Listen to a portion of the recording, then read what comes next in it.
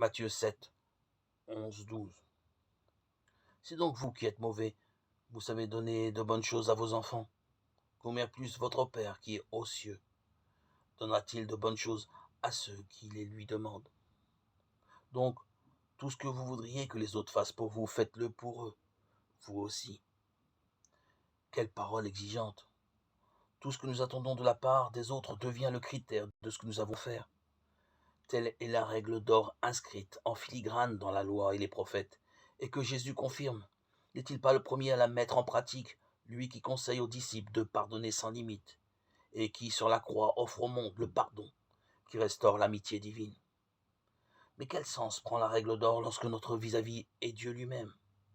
Tout ce que nous voudrions que Dieu fasse pour nous, comment le faire pour lui, et sous quelle forme? Le rapport est disproportionné. Nous ne pourrons jamais faire pour Dieu ce que nous attendons qu'il fasse pour nous. Peut-être est-ce pour cela que nous ne lui demandons que de petites choses pouvant satisfaire notre petite vie.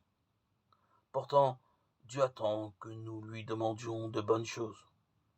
L'Esprit Saint qui ne refuse jamais la sainteté qui est signe de notre union au Christ. Toutes choses qui viennent de Dieu et que nous pouvons lui rendre en action de grâce par l'offrande de nous-mêmes.